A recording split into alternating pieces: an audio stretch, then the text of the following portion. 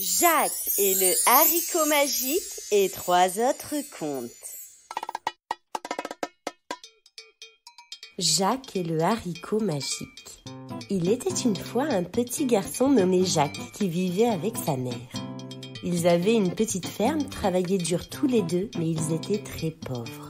Un jour, leur vieille vache ne donna plus de lait et la mère de Jacques décida de la vendre. « Jacques, va la vendre au marché, mais demande-en au moins 10 pièces d'argent, » dit sa mère. Jacques partit ainsi au marché avec sa vache. Il avait à peine fait quelques centaines de pas qu'il rencontra un vieil homme. « Bonjour mon petit, j'imagine que tu files au marché pour vendre ta vache. Si tu veux, je peux te l'acheter. Je te donne en échange un haricot. C'est un haricot magique. Si tu le plantes, en une nuit, il poussera jusqu'au ciel. » Jacques était émerveillé à l'idée de posséder une plante magique. Il imaginait déjà tout le village qui défilait dans son jardin pour admirer le haricot géant. Alors Jacques vendit sa vache pour un haricot et s'empressa de rentrer à la maison très content de lui. Mais lorsqu'il raconta à sa mère qu'il avait échangé sa vache contre un haricot, celle-ci fondit en larmes. Très contrarié de faire pleurer sa mère, Jacques jeta le haricot par la fenêtre et se mit à pleurer lui aussi. Après une bien triste soirée, il alla se coucher le cœur gros.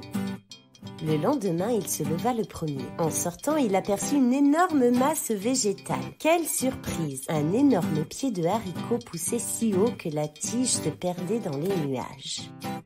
Sans hésiter, Jacques commença à grimper de branche en branche, de feuille en feuille. Il grimpa encore plus haut jusqu'au ciel. Puis, il finit par arriver devant un château. Quelle merveille! Il y entra. Mais tout à coup, se dressa devant lui une géante. Sans perdre son aplomb, Jacques lui dit « Bonjour madame, pourriez-vous me donner un peu à manger s'il vous plaît? J'ai bien faim. »« Mon pauvre enfant, que viens-tu faire ici? Mon mari est un ogre. Au lieu de te donner à manger, c'est lui qui va te manger. » Jacques n'eut pas le temps de répondre car à ce moment, on entendit un grand bruit. « Vite, cache-toi derrière le buffet, » dit la géante. Jacques se cacha et vit entrer l'ogre avec un sac de pièces d'or qu'il posa sur la table. « Ça sent la chair fraîche. Bien sûr, c'est le poulet que je suis en train de faire cuire. » L'ogre s'assit, le mangea et alla se coucher.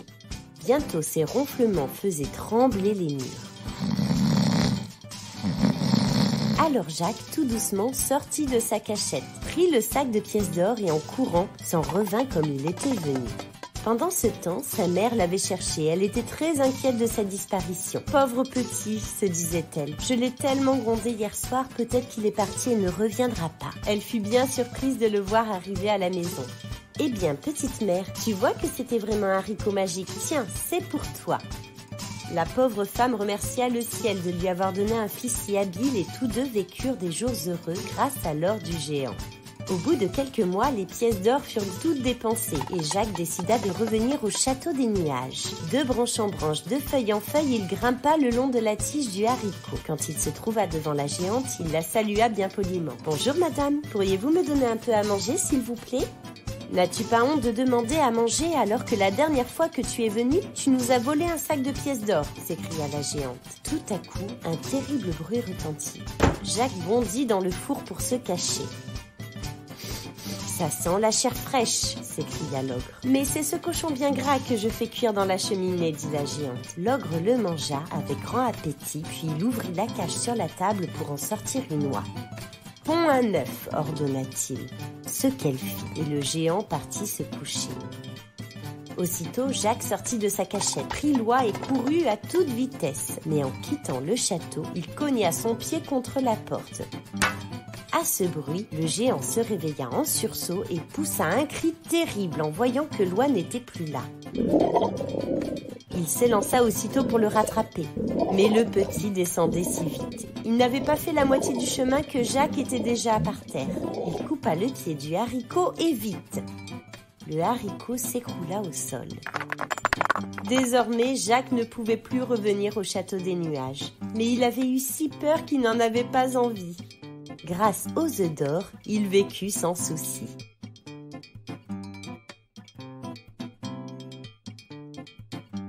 Si vous avez aimé cette histoire, n'hésitez pas à vous abonner à la chaîne. À bientôt!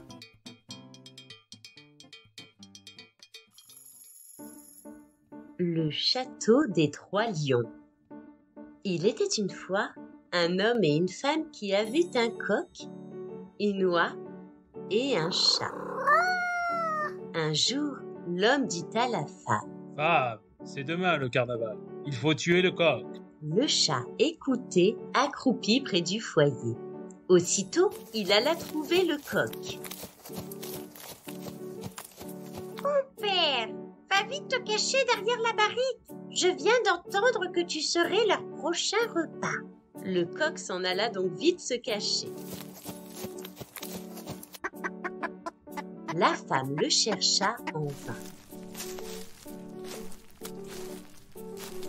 De retour à la maison, elle dit: « Homme, je ne trouve pas le coq. » « Eh bien, femme, ramène-moi l'oie. » Le chat écoutait, accroupi près du foyer. Il alla trouver l'oie. « Commère oie, va vite te cacher avec le coq derrière la barrique ou c'est toi qui passeras à la casserole. » L'oie s'en alla donc vite se cacher avec le coq. La femme chercha longtemps.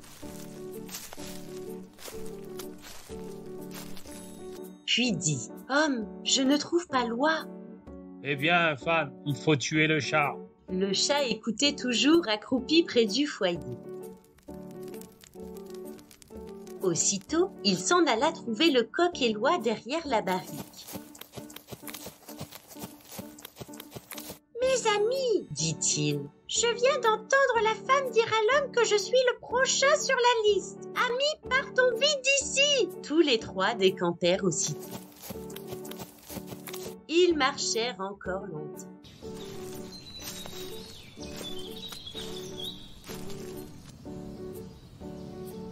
Alors, le chat monta sur un grand chêne. « Mes amis, j'aperçois là-bas une lumière dans le bois. » Le chat descendit et tous trois repartirent. Ils marchèrent longtemps. Enfin, ils arrivèrent au château des Trois Lions. Les portes et fenêtres étaient ouvertes et les lumières allumées. Et pourtant, il n'y avait personne au château. Les trois amis s'attablèrent et dévorèrent les mets.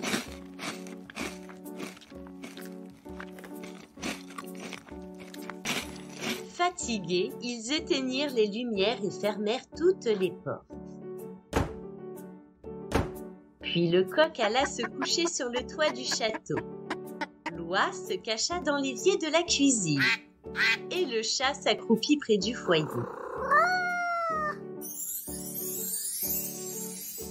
Tout à coup, une porte claqua. C'étaient les Trois Lions qui rentraient. L'aîné dit: « Toutes les portes du château sont fermées et les lumières éteintes. Il y a là de quoi nous méfier. Frère, inspecte les lieux et reviens nous dire ce que tu as vu. » Le frère arriva dans l'obscurité jusqu'à la cuisine. Il s'approcha de l'évier, mais l'oie lui béqua la tête.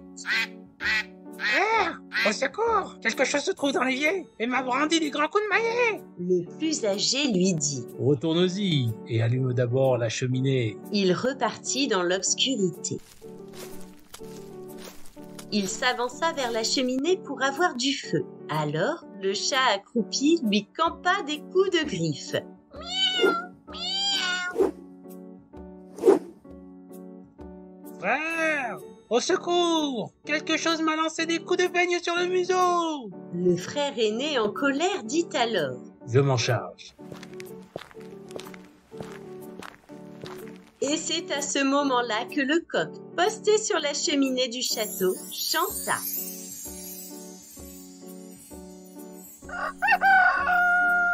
À ce bruit, les Trois Lions décampèrent pour toujours.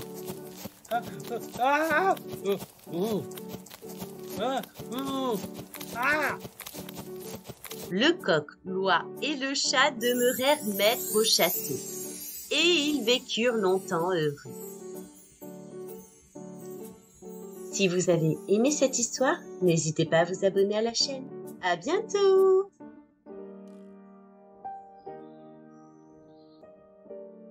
Bobinette la Malice et la sorcière.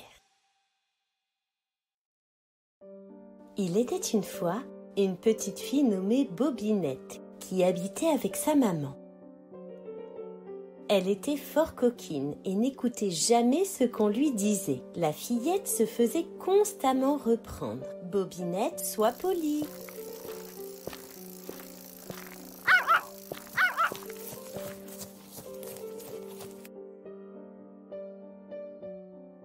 « Bobinette, tiens-toi droite et ne mange pas avec tes doigts. »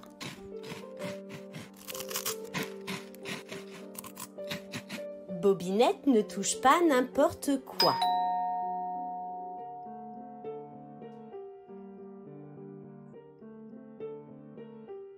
Mais rien ne marchait. La petite fille n'écoutait rien et faisait même exactement l'inverse. Et un beau jour, Bobinette la Malice fut envoyée chez sa grand-mère pour passer quelques jours de vacances.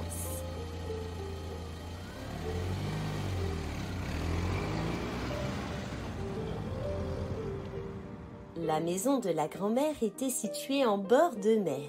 Quel bonheur! On entendait les vagues se casser sur le sable et le cri rauque des mouettes. Il faisait si beau que la fillette décida d'aller se promener. « Ne va pas trop loin, Bobinette, » dit la grand-mère, et elle s'éloigna. La petite fille marcha le long de la plage. Elle humait la bonne odeur des fleurs du printemps.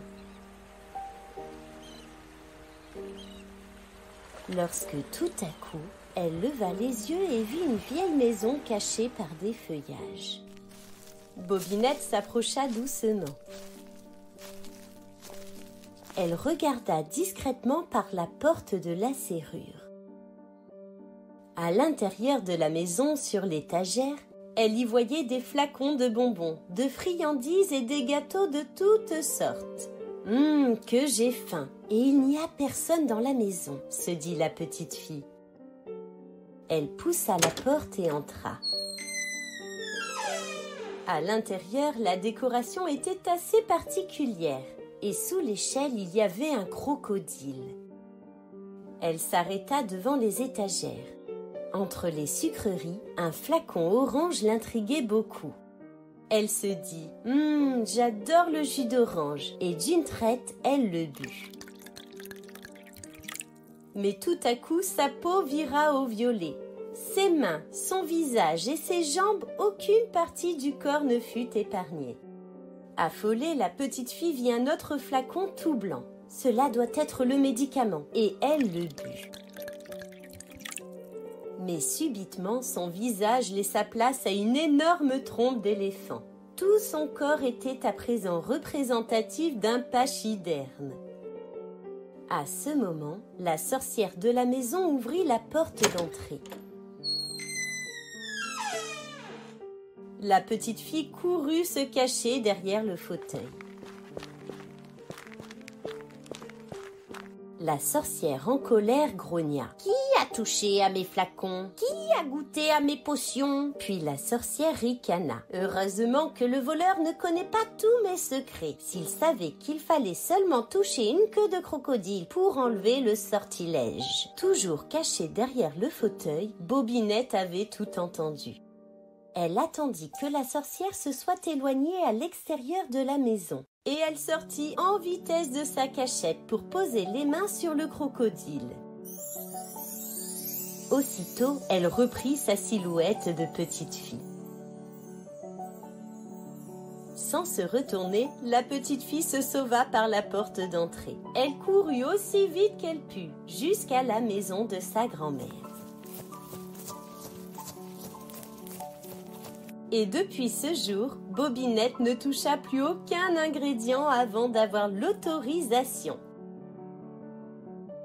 Si vous avez aimé cette histoire, n'hésitez pas à vous abonner à la chaîne. À bientôt!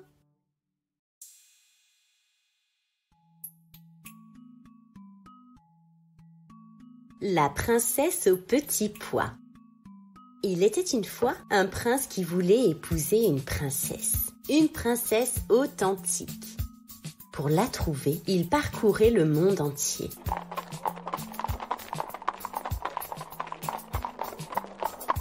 Il rencontra beaucoup de princesses, mais il n'en trouvait aucune qui fût vraiment authentique.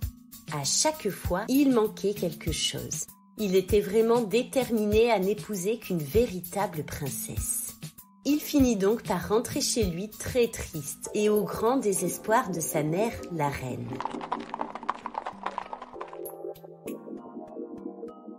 Un soir, un terrible orage éclata. La foudre et le tonnerre s'alternaient sans interruption et il pleuvait fort. Alors que le prince et sa mère soupaient au beau milieu de cette tempête, quelqu'un frappa à la porte du château. On vint ouvrir. Derrière la porte se trouva une pauvre fille. On la fit rentrer et on la réchauffa en allumant un bon feu de cheminée.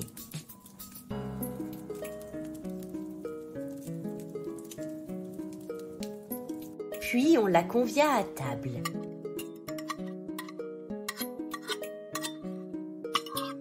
Et on lui demanda enfin qui elle était. Quels éclats de rire dans les cuisines quand elle prononça qu'elle était princesse. C'est ça, et moi je suis le roi, se moqua le commis. Mais si, je vous assure, je sais bien que mon apparence le contredit, mais je suis une véritable princesse. Devant l'insistance de la jeune inconnue, la servante en chef décida d'en avertir la reine et le prince.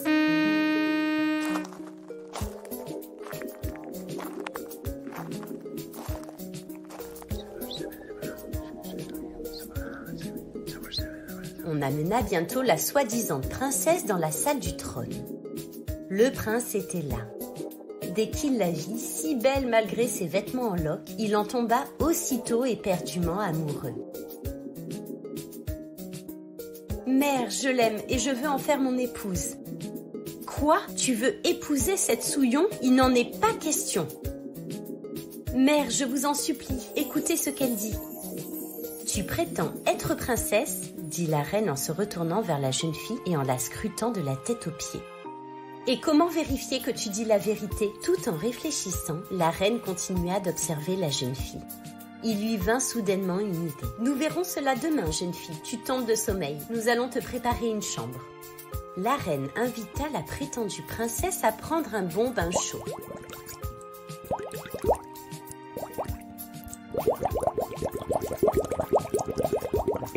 Puis, elle fit préparer une des plus belles chambres du château et sur le lit, sans matelas moelleux. Elle glissa en cachette un petit poids tout en dessous. « Bonne nuit, princesse. »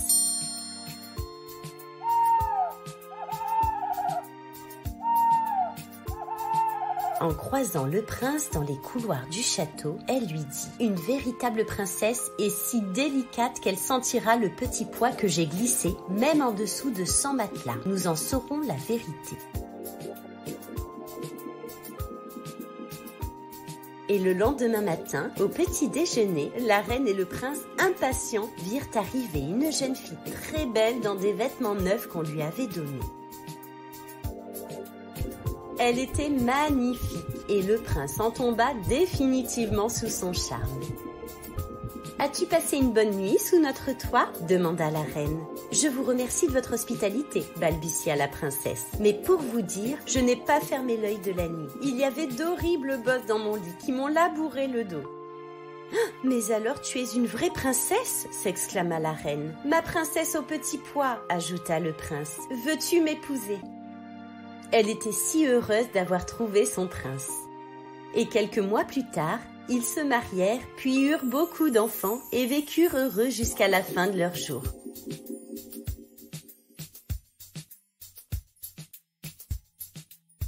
Si vous avez aimé cette histoire, n'hésitez pas à vous abonner à la chaîne. À bientôt!